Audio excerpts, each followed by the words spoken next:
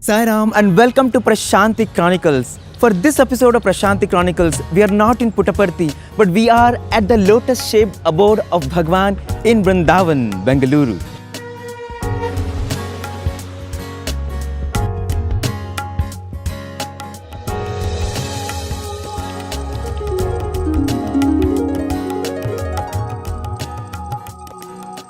Now there is a secret about this edifice. Everything about this architecture is a multiple of 9.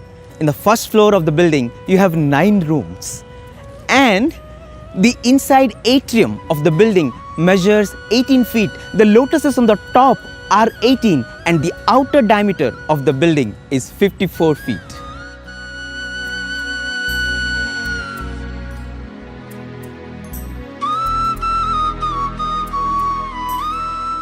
So Bhagwan gifted this beautiful Trayee Brindavan to humanity on April 26, 1984.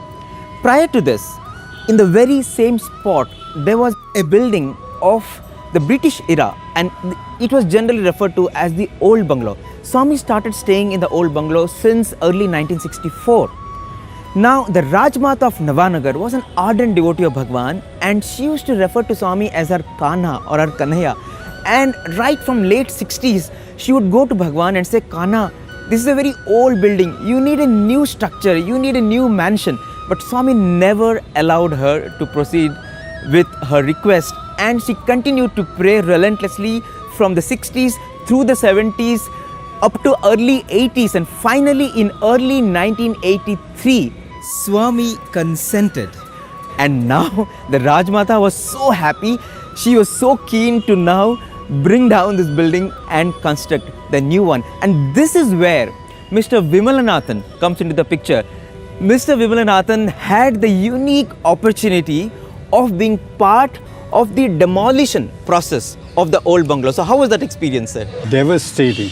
Devastating? Yeah. I'll have to digress a bit to explain to you why it's devastating. Sure.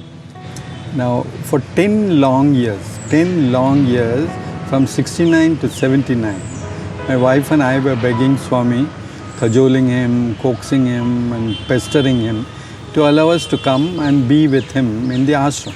Okay. Now, I was 26 at that time. 26? Yeah. Oh. And Swami said nothing doing. So 10 long years this dialogue went. Okay. Then ultimately, somewhere in 80s, Swami relented and said, come. Okay. Wow. Before he could change his mind, I just went, resigned my job and packed up everything, sold whatever we can sell and landed in Whitefield railway station. Okay. On the 5th of February 1980. And for next 2 years, Swami did not acknowledge us at all. Then one day after 2 years, that is 12 long years from the day we started pestering him, Yes. Swami called me and he spoke those bombshell words. Demolish this building. Break the building. Now you understand why it was devastating. 12 long years you wait. And he says, break it. First thing he tells is break. I thought I didn't hear him properly. Something wrong.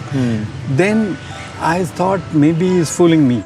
Okay. And finally it dawned on him, no, God is really serious. Serious. And the silence of Swami was such, are you going to do it or shall I get somebody else to do it? Okay. Now, I was starved of work. I was parched. I said, jo bhi kaam milega. Anything I will do. That's okay, even if it's demolition. Yes. That is how I landed the job. And Swami spoke to me for a little while and then after a few days he went to Parthi. Okay. So I am in Brindavan. Parthi, Swami has gone. Now we have to immediately work. Yes. The job, I've taken over the job, so Yes. we have to do the demolition. Yes. So we got a demolition squad. Okay. But we didn't pick any fellow who with a pickaxe and come and bang it. Yes. We made sure that we got a team Okay. which will respect and value what we feel towards that building. So we told them, this is just not a building. This is a mandir, It's a temple. Yes. temple.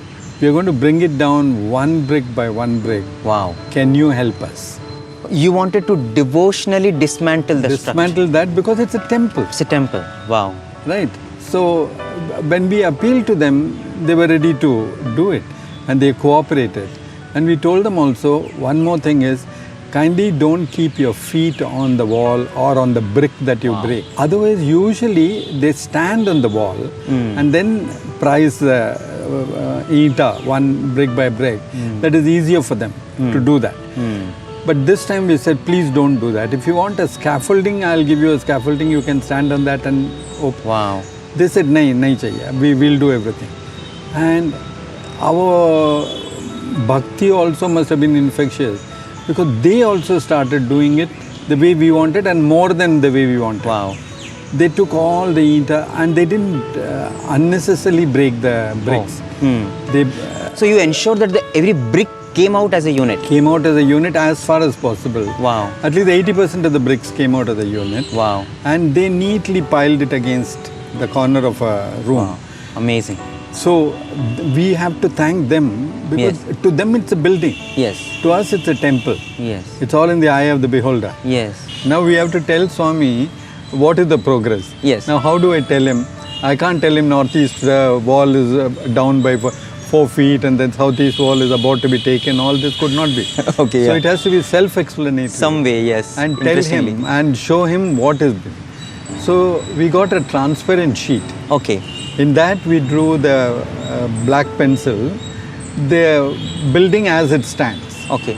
So the dark pencil shows the building front elevation, back elevation, side elevation. And whenever we demolish something, we showed that as a dotted line, which we did by erasing the dark line.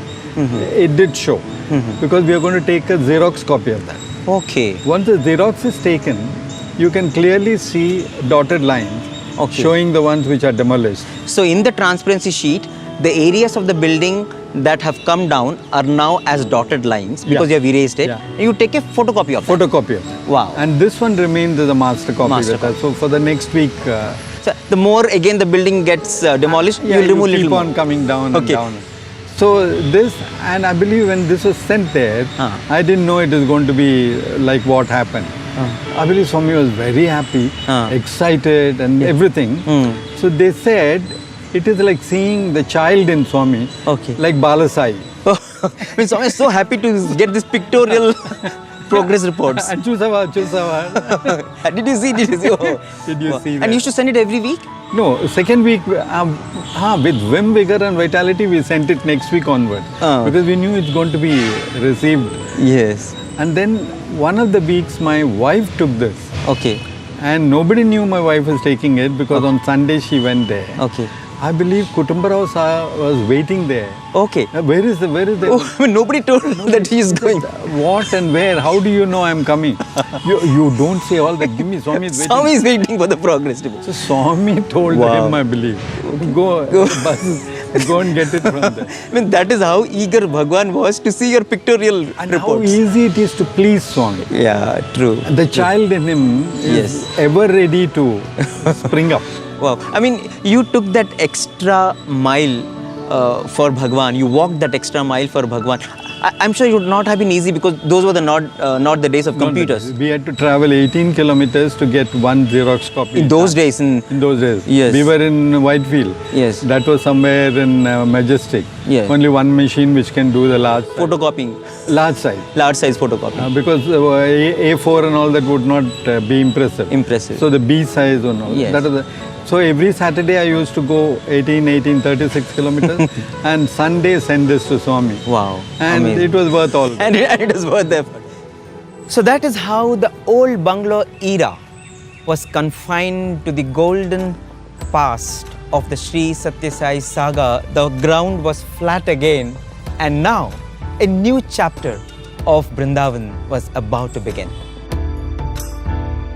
So after the chance to demolish the building, now Swami gave you the opportunity to be part of the construction. That would have really been such a delighting experience, right? It was a very delighting moment, but at that time I didn't even know I was going to be involved in Okay. that. But out of Swami's infinite mercy and kindness, he got me involved. And I learnt a lot during this process. Okay. Swami showed is all the divine qualities. Okay. Omniscience, omnipotence, omnipresence, everything. Wow. I'll give you a few to enumerate all this. Sure. So one evening, Swami comes to the site, late evening. Okay. That's not the time he normally comes. Yes. And then he went around and then got into the car. And just before driving, he softly tells me, don't waste anything. Use up the mix. Okay. It'll get spoiled tomorrow. Okay. These are the only three sentences he spoke, and he drove. So I didn't know why he said that, because I didn't know. So You had no idea why he made those statements? why he made that statement. Okay. So I went to the head mason. I said, Swami said like this, what is the meaning? Now he was sheepishly showing me a bundle of mix, which he had hidden Oh my God. to be used the next morning, because he was not in a hurry to use it that evening. It will take a long time. Then I realized his omniscience and also details not to waste anything. That bundle of mix would not have been very expensive or costly, but Swami doesn't want even a rupee of anything to be wasted. But if he doesn't use it that day, then it will get wasted. It would have got wasted because it becomes hardened, and then it won't be the same as a fresh one. Yes. Wow. And under this circumstances, I want to tell you, Swami never said, why did you waste my money? He always said, why did you waste my bhaktas, my devotees' money? Why did you waste my devotees' money? That is what he always said. Wow. He never said anything else. Why is the trust money wasted? Why is my money wasted? Yes. Nothing of that sort. That I learnt thoroughly from him, that don't waste anything. So now I'll tell you the second one which he taught me, that when you're painting a surface which is touching the ground, like this moat wall is touching, we have to dig 6 to 9 inches deep and then paint that surface also. Okay, the exposed area also. Exposed area also, so that during the monsoon, when there is rain, it will wash away most of the soil and expose the unpainted surface otherwise. So if you had painted it, then nothing is going to be looking ugly. There will be no ugliness. Yes. This is such a simple thing, but none of us understood it, none of us practice it in real life. That is how he taught you. The third point which I want to talk to you about is Swami's omnipotence. Once what happened, we were building the second floor rooms, at which time one young man fell off the scaffolding from that height, which is about 12 feet, to the ground below. Oh my God. And he lay still. Oh my God. Unmoving. We feared the worst. We didn't know what's going to happen. But somehow we put him in the car and sent him to General Hospital in Whitefield. And at the same time we sent word to Swami asking him to be protected. Swami was in Puttaparthi? He was in Puttaparthi at the time, not here. Then within 2.5 to 3 hours, the man walks back. From the hospital? From the hospital. Then he says he's willing to go and work again on the You're fully okay? Fully okay. Oh my God. We said, no, don't do anything. You just go home and rest for tonight. Tomorrow morning we'll see. And he went away. Meanwhile, Swami sent Vibhuti and Prasadam and all that through somebody. The next morning we got it, along with a message from Kutumba Rao. Swami said, did you go and see him? She was perplexed. He said, no, I didn't go and see him. We don't know why he asked that question, but then he said that Swami knew about it. Anything could have happened. Swami said that? Swami said that repeatedly. Asked them to be careful. Asked them to be careful. From that time onwards, not only I, the entire force was extra careful. Yes. In making sure that we are not only safe, we are not bringing down Swami's name also. Yes. And Swami also protected us sufficiently. Yes. Because we did not leave anything to chance. Wow. That was an instant which I just can't forget at all.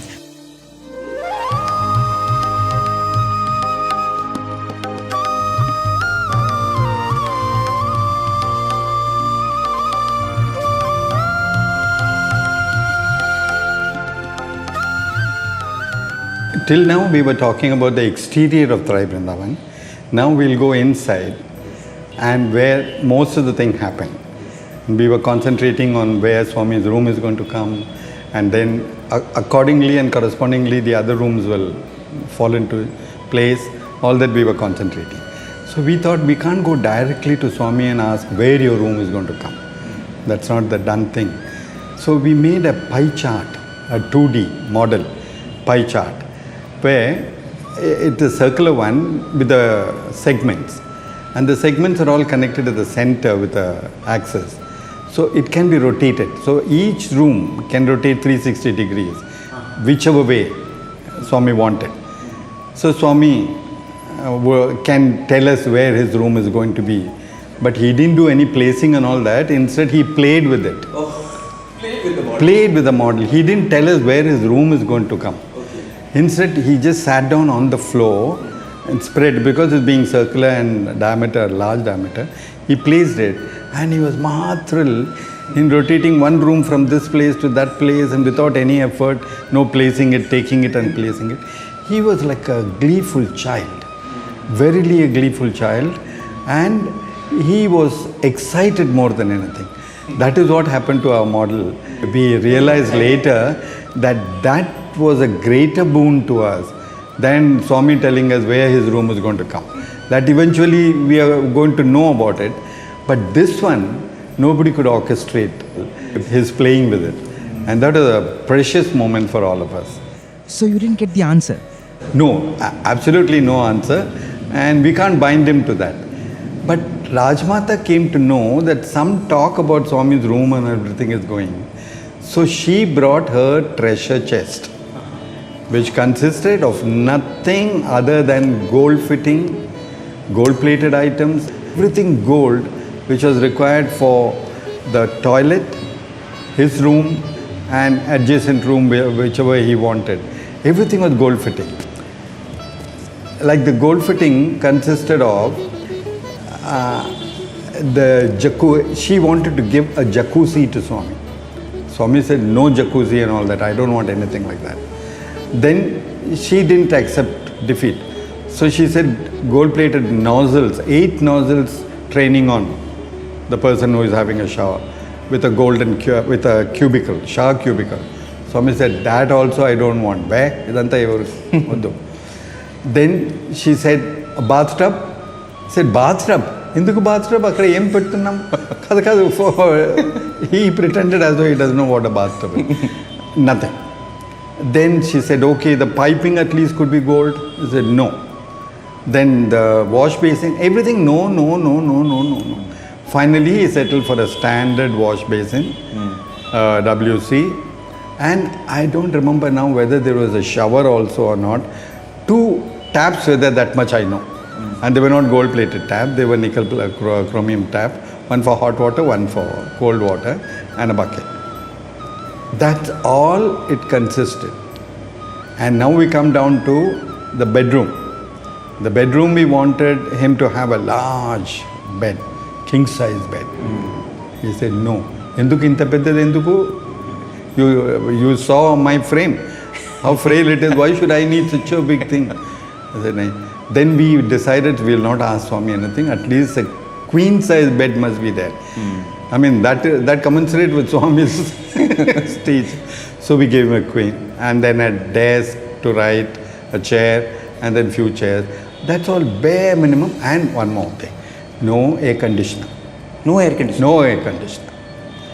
Just one rickety fan, standard size fan, that's all. And it brought tears into our eyes. That Swami says, my life is my message. And here we are seeing it in action. Simplicity, thy name is Sri Sathya Sai Baba.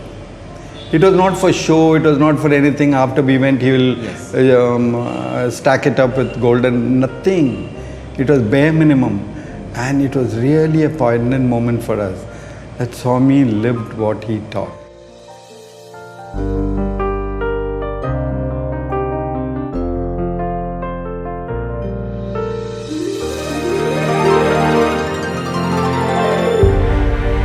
So when the building was done, the happiest person was of course the Rajmata of Navanagar. During the period of the building's construction, Swami used to stay in the house of the Rajmata, which was very close to the ashram. And when it was time for inauguration, it is said Bhagwan considered different names, Satyam, Shivam, Sundaram. But Bhagwan had already christened his abode in Mumbai in Dharmakshetra as Satyadeep. That happened in the 60s, May 1968. In the 70s, Swami gifted the people of Hyderabad Shivam. And as the 80s began, Bhagwan unfurled Sundaram in the city of Chennai, January 1981. So when this building was about to be inaugurated in 1984, Swami said, Satyam Shivam Sundaram will become too big a name. And then he paused and pronounced, this new temple will be called Trayee. Trayee means three. It is the confluence of Satyam, Shivam, Sundaram. It has the lotus petal charm of Satyam in Dharmakshetra. Inside it, you have the Trayishwara Lingam, which is worshipped every morning and evening, like the Lingam-shaped abode of Bhagwan in Shivam. And just like Sundaram, not only it is simply alluring to look at, but it pulsates with the spirit of selflessness and sacrifice. Truly, there is no beauty more bliss-bestowing than sacrifice. Trayee also means the Vedas, Rig, Yajur, Sama. So this is the abode of the one who is the source of all knowledge, all wisdom, all power and all glory.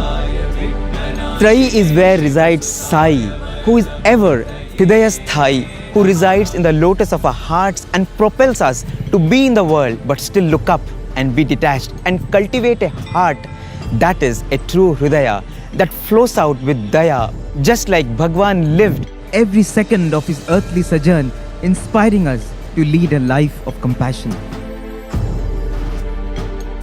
One name of the Divine Mother as described in the Lalita Sahasranamam is Trayee.